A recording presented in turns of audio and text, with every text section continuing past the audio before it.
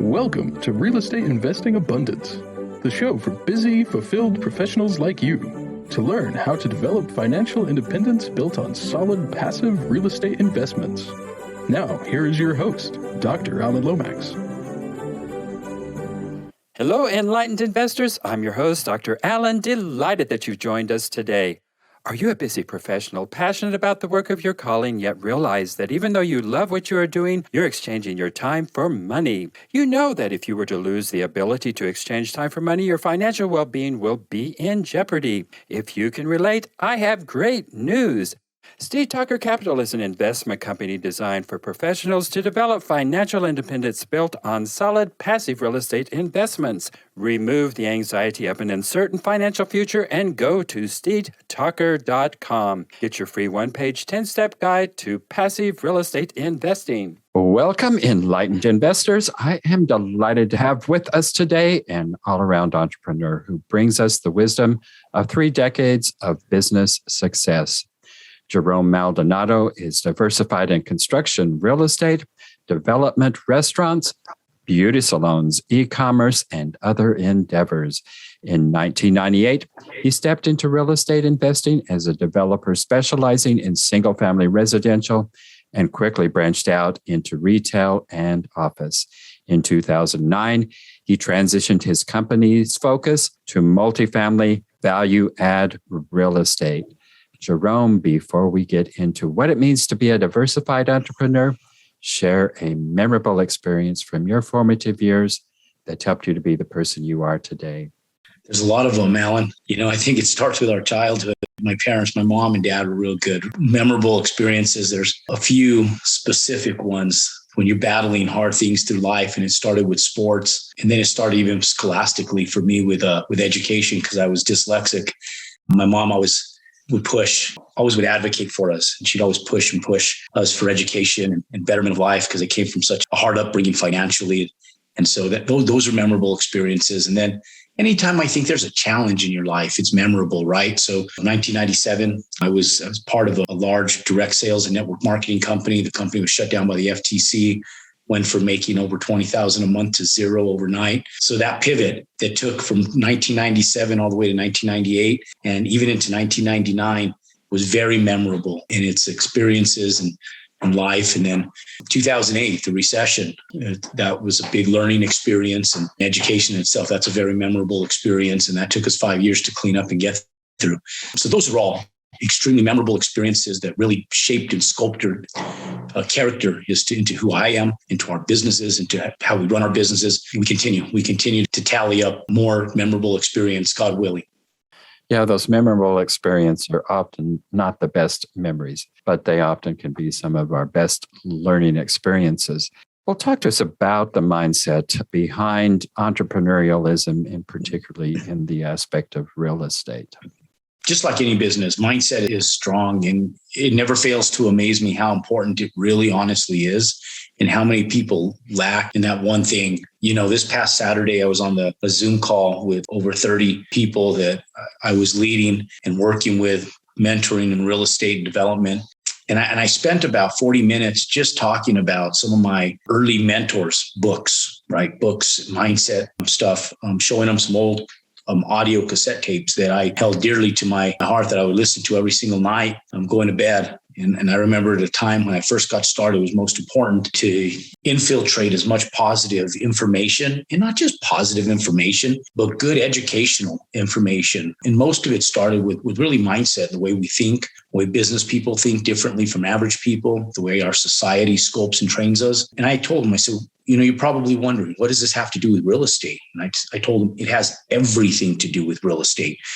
Because as soon as you get into buying your first property, your first single family rental, your first multifamily rental, building a house, whatever it is, it doesn't matter what you're doing in real estate. There's a mindset behind it. And even just to be able to pull the trigger to buy that first piece of real estate, it takes a mindset of an entrepreneur in a fashion where you sit back and you're going against the grain of what we're taught. Go to school, get an education, and go out and work for the man, for somebody else, which we need good employees. But we have to also understand that in a society that's evolving and growing now more than ever, the retirement opportunities with companies, federal government, Social Security. It doesn't exist like it did for our parents and our grandparents. It's different, right? Social Security, we'd only be so lucky to have that type of stuff. Medical insurance, I see guys that even one in particular gentleman that's working for me now, that's an independent contractor battling health stuff. And he just came in and started working for us. And I see the adverse effects of not having health care. All this stuff plays an effect on our mindset and how we do things. And it's amazing because I'll sit down and I've been in this game for so long and I really immersed myself in it in the 90s. It's a way of life for me. And so what I now consider to be a way of life, it seems odd to me that people don't think like that. And it's one of the hardest stones that I have to grind against to get people really thinking the way they need to, just to help them move forward. And so that's my biggest obstacle. It's not, is there the right type of real estate, or is there opportunity in real estate, or is there an opportunity in business? It's, can I get your mindset to just tweak a little bit so we can get you pushed in that direction? Because that's the hardest aspect of anything for most new investors or entrepreneurs, is just pushing that mindset that, hey, yes, that's how the world's built and you can also do it as well. So mindset's huge. It's super important. We'll be right back after a word from our sponsor. As an industry-leading, relationship-focused, design-build construction firm, Mosaic Construction has worked in many different asset classes from multifamily to retail, medical, industrial, and commercial. Mosaic Construction works to execute interior and exterior renovations with their team of trades and project managers. Their experience with value-add improvements has resulted in increased ROI and long-term value of the assets. They work nationally in partnership with local trades to deliver thoughtful, problem-solving construction management solutions to all their clients. For a personal, no-obligation consultation, call Ira Singer, 773-491-3145. or email Ira at mosaicconstruction.net. You can also find Ira on LinkedIn. Yeah, it truly is. And like you mentioned, healthcare issues, they can be so demoralizing. And when you don't have health insurance and different ways to take care of those things, they can multiply and become even more devastating. And I think that's true in so many things, that people find themselves in downward spirals. And it is so difficult in those downward spirals to find a mindset that helps to pull you out of those different things. Yeah. But you're absolutely right. Mindset makes so much difference. Well, generating capital through buying land and building houses has been one of your most successful endeavors. Most people in real estate don't talk too much about buying land and developing. So tell us why that's been one of your major endeavors and how it has been successful for you. It's been a great cash flow endeavor. Investing becomes an expensive career, right? There's only so much capital that each one of us have individually. And in early years, coming from a very conservative background, my parents always taught me, save your credit, don't ruin your credit. Yeah, you play it safe. And you know what happened, in all honesty, is I got involved in network marketing. And when things fell apart in 1997, I trashed my credit. I got down to like a 480 credit score.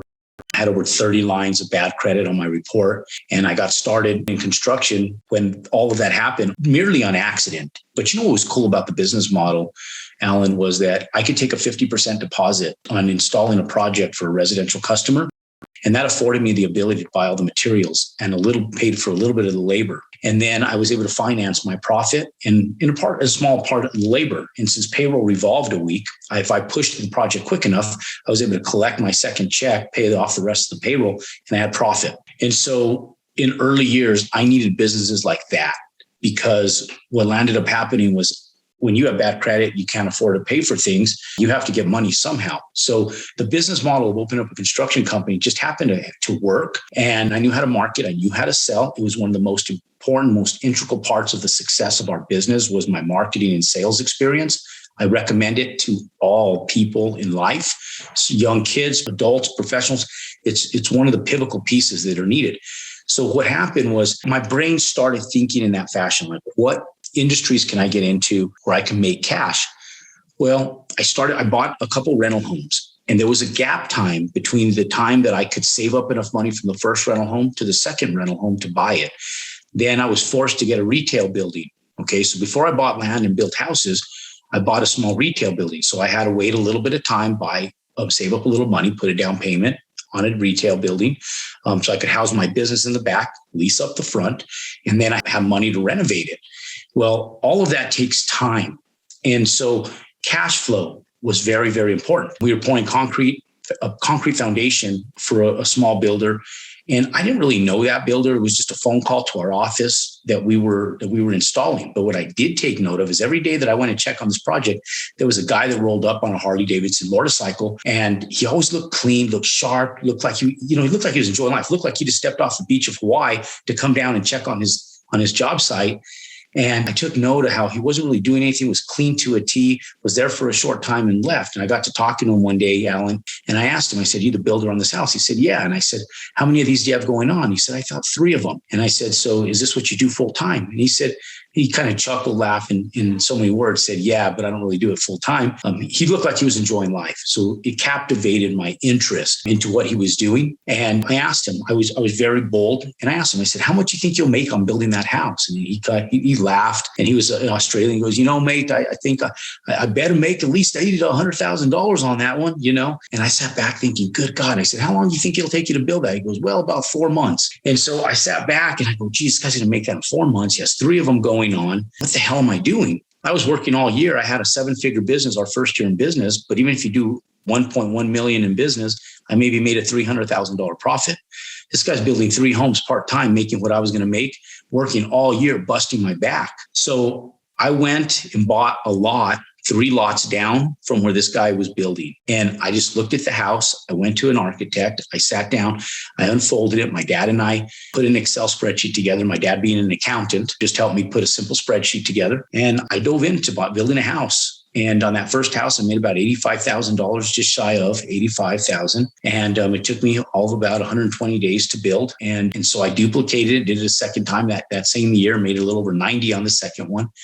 And that was the start to where we're at today. It was a great cash flow because I got up to building like 12 spec homes a year, which are homes that I spec'd out, I built, and then I sold. And it made me a millionaire by the age of 28 years old. I had my taxes paid, over $1 million in the bank. I had my cash flowing company. And even today, up until 2016, Alan, I didn't use anybody else's capital. I used my own capital to buy my own assets, and I used institutional money. In 2016, I made a decision to figure out how to utilize other people's money, syndicate. And by 2018, 2 years of strong due diligence into syndicating and educating myself on it, I started using other people's money.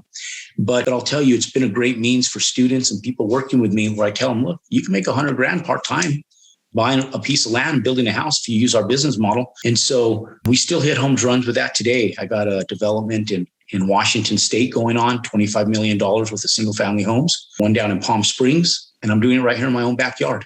So we still buy land and build houses today, and it's been a very lucrative part of our business, very successful part for us and for students and people working with us. We'll be right back after a word from our sponsor. Would you ever invest all your money in a single stock? Very unlikely. Yet investors are willing to risk $50,000 to $100,000 in a single property in real estate all the time. Avestor is the world's first customizable real estate investment platform. Investors can build their own custom portfolio selecting investments across multiple asset classes such as single-family homes, multifamily, student housing, self-storage, and shopping centers. You can also invest across multiple markets and different time frames. Avestor also enables other real estate entrepreneurs and syndicators to build and use Avestor's infrastructure and cloud platform to create their own customizable real estate funds. To learn more, visit us at avestorinc.com. Avestor, real estate investing made simple. Well, of course, you had the advantage of having a construction background before actually going in and buying your first piece of land and developing that yourself. But I guess that's a part of what you do in your mentoring program, is to actually teach people how to do that who don't necessarily have that construction background. Is that correct? Well, in somewhat, Alan, and I really, in all honesty, I didn't have a construction background. I got my license in 2008. My parents were never in construction. I was never in construction. My brother-in-law was, and we did drywall and metal stud framing. I was doing it as an interim job while I was trying to figure out where I was going to be and what I was going to do in my career. I was stuck between a rock and a hard place after the FTC shut us down in 1997. And I went to go sand some drywall and be in labor for my brother-in-law. Well, when I came back to New Mexico to go back to college, I had 1 year left. And so I figured what better time to finish up my degree than when I have nothing better going on in my life. So I was trying to figure things out. So I told my brother-in-law, let's go get your license. And we went to go take the exam together. And he didn't show up that day. I did.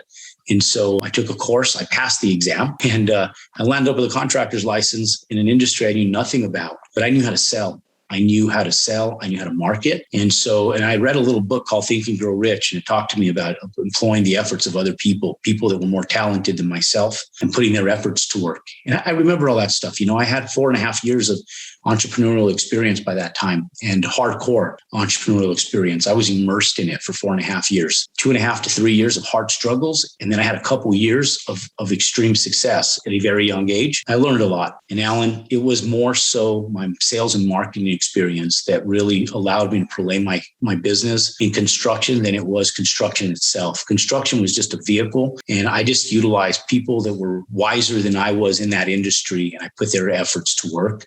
And I was able to move forward in that regards. Well, why is real estate one of the single best assets to own? Just like you said, it's an asset. It grows. When you have an asset, it's not a liability. It can become a liability if you don't know what you're doing in real estate. So it's important to understand the difference between an asset and a liability. But when you buy a cash producing asset, piece of real estate that generates capital, like that you can rent, a single family home that you can rent more than what you're paying a mortgage on, multi-unit real estate like storage units, multi-family real estate, office or retail. Because even though office and retail are dying, there's still a need for it in a small sector. But multi-unit real estate that you can lease out and people have a need for to rent from you, you can go in and take advantage of the cash flow from it. And anytime you have a cash producing asset over the course of time, it grows. So if you look at historically the stock market, you look at real estate, they appreciate at a rate of about 10% a year, 2.5 to 3% on small assets. And if they're cash producing, you can get, if you invest correctly, you can get, up to a 10% return annually on your investment through the means of cash flow, through your cash on cash return, which is when you get cash back on the money that you've invested based on rental income. And then your internal rate of return, which is income that you get when you sell and exit the property and through appreciation. And so when you have, and then plus you have the tax benefits of it. So that's the tax benefits are huge. That's one area of real estate that most people discount, never talk about, which is one of the largest, most profitable areas of real estate that I think everybody should be invested in. Even if you own a business, you're not in real estate and you're paying taxes because you have a very lucrative business. Business owners that are doing that are missing the boat on the tax benefits. Athletes, professional athletes, anybody who does well financially. The tax benefits of real estate are huge, and it's a big missing component for most business owners that don't understand the benefits of it. So yeah, I think that's asset based. Enlightened investors will be right back after this important announcement. I have a big ask that will only take a moment of your time. Ratings and reviews are the lifeblood of our podcast. So to leave a review, iPhone or other Apple iOS device users, go to Apple Podcasts or iTunes. For all you non-Apple device users, go to podchasers.com. On either platform, search for Real Estate Investing Abundance. Once found, please leave a review and a rating. Subscriptions are also vital to our show's success, so please be sure to subscribe on your favorite podcast app. It is free to subscribe, and you can unsubscribe at any time. When I purchased my first rental property, I actually house hacked and divided a single family home into a triplex. I was just blown away with the tax benefits, even just from that one property. Makes such a huge difference. Well, you say that owning one investment property makes you an entrepreneur. Why is that? Once you own your own first property, you become responsible for your own income on that one property, right? And so it's a great way for people to dabble into entrepreneurship. Anytime that you have cash flow outside of the means of working by the hour, and you buy something that you have to manage and facilitate, it's a business. And so I tell people, the best way to buy is not through your personal name, but through an LLC, and you start your own business, because now you have the tax benefits of having write-offs. If there's expenses related to managing that property or maintaining that property, it becomes a tax write-off, where if you punch a clock and you go to work every day and you're a W-2 employee and you have no other means of income than that W-2 employment, you have no tax write-offs. And so your liabilities for taxes are at 100% of whatever your tax percentage is. And so when you become an entrepreneur, by buying one piece of real estate, the gas that you spend driving down to that property, driving back, the phone calls that you're taking on your cell phone becomes a tax write-off. The conversations that you have over a dinner or a trip becomes a tax write-off. If you go into Home Depot and you're just simply browsing materials and so forth on a vacation, it becomes a tax write-off. And so there's tax benefits to own a piece of real estate, which you can exercise as an entrepreneur. Now, I always advise, I'm not an accountant, so I always advise to people, just a little disclaimer, to consult with your CPA or accountant in regards to that stuff. But there's tax benefits. Plus, you're managing your own future in regards to that asset, in regards to that business, that house, because now you do have a business. That house becomes your business. That piece of real estate becomes your business. Your ability to wake up, meet with clients, lease that piece of real estate, deal with problems. All of that are small aspects of becoming an entrepreneur and being an entrepreneur. So you truly get your first dibble dabble in being an entrepreneur in your first rental property, whatever that asset class may be. Absolutely. Well, Jerome, tell us about not just your entrepreneurial business, but you're also a mentor and you teach and share your success with a lot of different people. So tell us about what you're doing in that realm and how it is that folks can get in touch with you to take advantage of that. Sure. So I never thought I'd be mentoring and teaching people about real estate, Alan, first and foremost. It kind of happened, ironically enough, when I started getting into the syndication world. Realized that building relationships in the industry that you're in is very important, first and foremost, because, if you're going to go out and take people's capital to invest in an asset class of real estate, it's important that they know a little bit about what you're doing. So I found out very quick that people were not very educated and well-versed in real estate. And so when I started looking into syndicating and utilizing other people's money in 2016, by 2018, in fact, February of 2018 was the first time I ever created a Facebook page in my entire life, and as well as any other social media platforms. And so I found that it was easier to teach people about real estate that were affluent or even were novices. And through the means of helping them create capital, one, they like you, they trust you, and then you can take that capital, deploy it into other assets. And so it was a tool. Becoming a mentor was a tool initially, but it's become very self-gratifying as well. It's been really neat being able to create several millionaires in real estate in the last few years, just simply through taking people's money and putting it into multi-unit real estate, affordable housing specifically. And so that's been great. And we've been able to help people generate six figures in their first year and working with us, which has been really fun too. To have people praying for you at night and advocating for you because of what you've taught them is I'll take all day long. So, we created the Elite Real Estate Society in 2018. We have an online platform, but we also have live virtual trainings that we work with people on hands-on, specifically on buying land and building houses, or we underwrite, is the land that they're looking at the right land? Are they underwriting their business model correctly? Is the plans that they're utilizing and the demographics that they're looking to buy in, is it going to fit the demographics that needs to be sold within there? Is it a safe build in regards to the square footage, the bedrooms, the sizes of those? If there's a downturn economy, are they going to be able to move that asset class? Are they going to be able to sell it? And so we work with them specifically on making sure that they have a business model that is successful in that regards. And then if they choose to work with us over a course of time, we teach them how to take that capital that they earn and deploy it into passive income, specifically affordable housing, multifamily real estate. We're building a lot of 3-story garden style apartments all over the country, either us directly or people that are working with us. And how we take advantage of cost segregations, tax deferred income, and tax write-off through depreciation of assets, and being able to keep that capital in their pockets. So that was a loaded answer, Alan, but it's been self-gratifying. And that's kind of how our educational system works. And we've created some great friends, colleagues, and professionals in the industry through working with them. So we're extremely excited to have done some.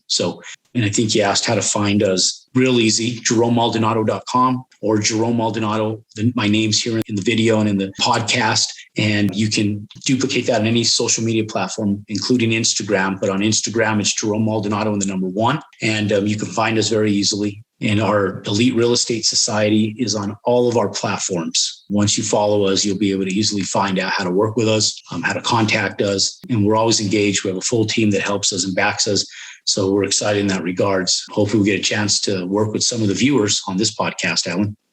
Definitely. An excellent platform that you have there, Jerome. Well, when you come to the end of this life and you look back on your life, what do you look back on with your greatest sense of fulfillment and satisfaction? My family, for sure. It doesn't have anything to do with work. Work's not fun. I mean, you want to make it fun, right? You want to make it as fun as you can. There's that old saying that if you do what you love, you never work a day in your life. I think it's a bullshit saying. I don't, because as soon as you do what you love, it becomes work, right? So when what you love so much becomes work, it's just as fun as anything else that you do. So I always tell people, do what makes you money, because money makes your life easier. Don't fall in love with money.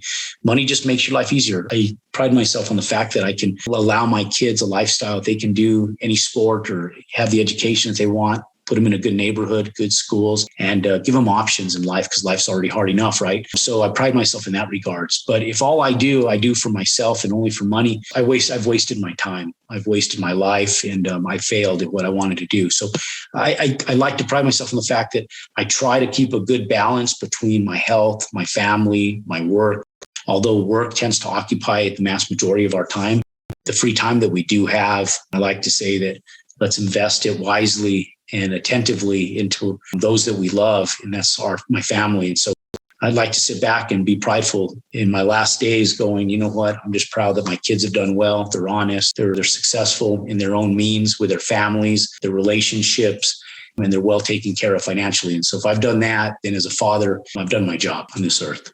Well, wonderful. Jerome, it has been a wonderful pleasure having you today. Thanks for being with us today. Alan, thank you, and really appreciate you giving us the opportunity to be on your platform and your podcast. And thank you so much.